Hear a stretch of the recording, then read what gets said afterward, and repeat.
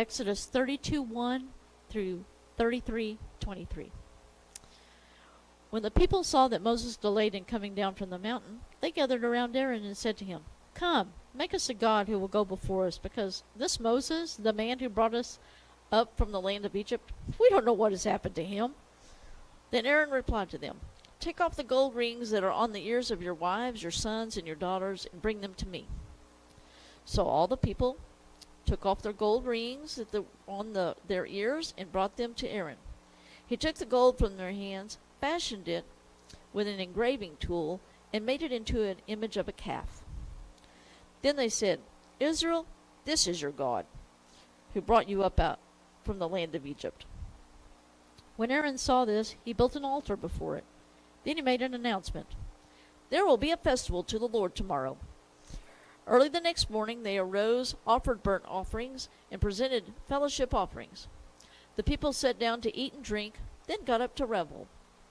The Lord spoke to Moses, "Go down at once, for your people you brought up from the land of Egypt have acted corruptly. They have quickly turned from the way I commanded them. They have made for themselves an image of a calf. They have bowed down to it, sacrificed to it, and said, 'Israel, this is your God, who brought you up from the land of Egypt.' The Lord also said to Moses, 'I have seen this people, and they are indeed a stiff-necked people. Now leave me alone, so that my anger can burn against them, and I can destroy them.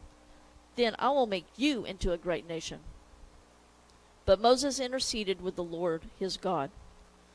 'Lord, why does your anger burn against your people you brought out of the land of Egypt with great power and a strong hand? Why should the Egyptians say, "He brought them out with an evil intent to kill them in the mountains and wipe them off the face of the earth"? Turn from your great anger and change your mind about this disaster planned for your people. Remember that you swore to your servants Abraham, Isaac, and Israel by yourself and declared to them, "I will make your offspring as numerous as the stars of the sky, and will give your offspring all this land that I have promised, and they will inherit it forever." So the Lord changed his mind about the disaster he said he would bring on his people. Then Moses turned and went down the mountain with the 2 tablets of the testimony in his hands. They were inscribed on both sides, inscribed front and back. The tablets were the work of God, and the writing was God's writing, engraved on the tablets. When Joshua heard the sound of the people as they shouted, he said to Moses, "There is a sound of war in the camp." But Moses replied, "It's not the sound of a victory cry, and not the sound of a cry of defeat. I hear the sound of singing." As he approached the camp and saw the calf and the dancing, Moses became enraged and threw the tablets out of his hands, smashing them at the base of the mountain. Then he took the calf they had made, burned it up, and ground it to powder. He scattered the powder over the surface of the water and forced the Israelites to drink the water. Then Moses asked Aaron, "What did this people do to you that you have led them into such a grave sin?" "Don't be enraged, my lord," Aaron replied. "You yourself know that the people are intent on evil. They said to me, 'Make us a god who will go before us, because this Moses, the man who brought us up from the land of Egypt, we don't know what has happened to him.' So I said to them, 'Whoever has gold, take it off,' and they gave it to me. When I threw it into the fire, out came this calf." Moses saw that the people were out of control, for Aaron had let them get out of control, so that they would be vulnerable to their enemies. And Moses stood at the camp's entrance and said, "Whoever is for the Lord, come to me." And all the Levites gathered around him. He told them, "This is what the Lord, the God of Israel, says. Every man fasten his sword to his side. Go back and forth through the camp from entrance to entrance, and each of you kill his brother, his friend, and his neighbor." The Levites did as Moses commanded, and about 3,000 men fell dead that day among the people. Afterwards Moses said, "Today you have been dedicated to the Lord, since each man went against his son and his brother. Therefore you have brought a blessing on yourselves today." The following day Moses said to the people, "You have committed a great sin. Now I will go up to the Lord. Perhaps I will be able to pay for your sin." So Moses returned to the Lord and said, Oh, this people has committed a great sin. They have made for themselves a god of gold. Now, if you would only forgive their sin, but if not, please erase me from the book you have written." The Lord replied to Moses, "Whoever has sinned against me, I will erase from my book. Now go, lead the people to the place I told you about. See, my angel will go before you. But on the day I settle accounts, I will hold them accountable for their sin." And the Lord inflicted a plague on the people for what they did with the calf Aaron had made. Chapter 33. The Lord spoke to Moses, "Go, leave here, you and the people you brought up from the land of Egypt, to the land I promised to Abraham, Isaac, and Jacob, saying, I will give it to your offspring. I will send an angel ahead of you and will drive out the Canaanites, Amorites, Hittites, Perizzites, Hivites, and Jebusites. Go up to a land flowing with milk and honey, but I will not go with you because you are a stiff-necked people. Otherwise, I might destroy you on the way." When the people heard this bad news, they mourned and didn't put on their jewelry. For the Lord said to Moses, "Tell the Israelites, you are a stiff-necked people. If I went with you for a single moment, I would destroy you. Now take off your jewelry, and I will decide what to do with you." So the Israelites remained stripped of their jewelry from Mount Horeb onward. Now Moses took a tent and set it up outside the camp, far away from the camp. He called it the tent of meeting. Anyone who wanted to consult the Lord would go to the tent of meeting that was outside the camp. Whenever Moses went out to the tent, all the people would stand up, each one at the door of his tent, and they would watch Moses until he entered the tent. When Moses entered the tent, the pillar of cloud would come down and remain at the entrance to the tent, and the Lord would speak with Moses. As all the people saw the pillar of cloud remaining at the entrance to the tent, they would stand up, then bow and worship, each one at the door of his tent. The Lord spoke with Moses face to face, just as a man speaks with his friend. Then Moses would return to the camp, but his assistant, the young man, Joshua, son of Nun, would not leave the inside of the tent. Moses said to the Lord, "Look, you have told me, lead this people up, but you have not let me know whom you will send with me. You said, I know you by name, and you have also found favor in my sight.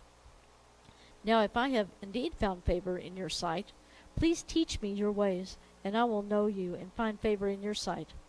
Now consider that this nation is your people." Then he replied, "My presence will go with you, and I will give you rest." "If your presence does not go," Moses responded to him, "don't make us go up from here. How will it be known that I and your people have found favor in your sight unless you go with us? I and your people will be distinguished by this from all other people on the face of the earth." The Lord answered Moses, "I will do this very thing that you have asked, for you have found favor in my sight, and I know you by name." Then Moses said, "Please let me see your glory." He said, "I will cause all my goodness to pass in front of you, and I will proclaim the name Yahweh before you. I will be gracious to whom I will be gracious, and I will have compassion on whom I will have compassion." But he answered, "You cannot see my face, for no one can see me and live." The Lord said, "Here is a place near me. You are to stand on the rock, and when my glory passes by, I will put you in the crevice of the rock and cover you with my hand until I have passed by. Then I will take my hand away, and you will see my back, but my face will not be seen."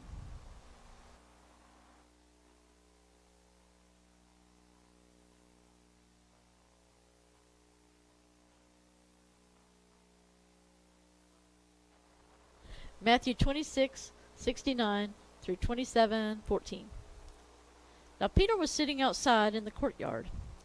A servant approached him and said, "You were with Jesus the Galilean too." But he denied it in front of everyone. "I don't know what you're talking about." When he had gone out to the gateway, another woman saw him and told those who were there, "This man was with Jesus the Nazarene." And again he denied it with an oath, "I don't know the man." After a little while, those standing there approached and said to Peter, "You certainly are one of them, since even your accent gives you away." Then he started to curse and to swear with an oath, "I do not know the man." Immediately a rooster crowed, and Peter remembered the words Jesus had spoken. "Before the rooster crows, you will deny me 3 times." And he went outside and wept bitterly. Chapter 27. When daybreak came, all the chief priests and the elders of the people plotted against Jesus to put him to death. After tying him up, they led him away and handed him over to Pilate, the governor. Then Judas, his betrayer, seeing that he had been condemned, was full of remorse and returned the 30 pieces of silver to the chief priests and elders. "I have sinned by betraying innocent blood," he said. "What's that to us?" they said. "See to it yourself." So he threw the silver into the sanctuary and departed. Then he went and hanged himself. The chief priest took the silver and said, "It's not lawful to put it into the temple treasury, since it is blood money." So they conferred together and bought the potter's field with it as a burial place for foreigners. Therefore that field has been called Blood Field to this day. Then what was spoken through the prophet Jeremiah was fulfilled. They took the 30 pieces of silver, the price of him whose price was set by the sons of Israel, and they gave them for the potter's field, as the Lord directed me. Now Jesus stood before the governor. "Are you the king of the Jews?" the governor asked him. Jesus answered, "You have said it." And while he was being accused by the chief priests and elders, he didn't answer. Then Pilate said to him, "Don't you hear how much they are testifying against you?" But he didn't answer him on even one charge, so that the governor was greatly amazed.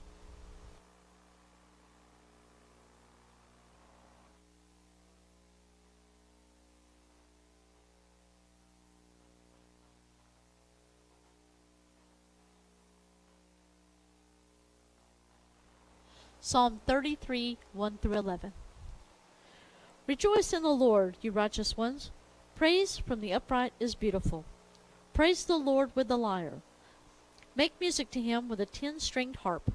Sing a new song to him. Play skillfully on the strings with a joyful shout. For the word of the Lord is right, and all his work is trustworthy. He loves righteousness and justice. The earth is full of the Lord's unfailing love. The heavens were made by the word of the Lord, and all the stars by the breath of his mouth. He gathers the waters of the sea into a heap. He puts the depths into storehouses. Let the whole earth tremble before the Lord. Let all the inhabitants of the world stand in awe of him. For he spoke, and it came into being. He commanded, and it came into existence. The Lord frustrates the counsel of the nations. He thwarts the plans of the peoples. The counsel of the Lord stands forever, the plans of his heart from generation to generation.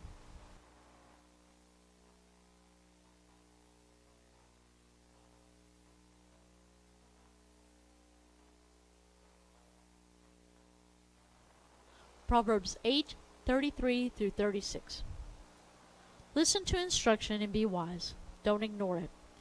Anyone who listens to me is happy, watching at my doors every day, waiting by the post of my doorway. For the one who finds me finds life and obtains favor from the Lord.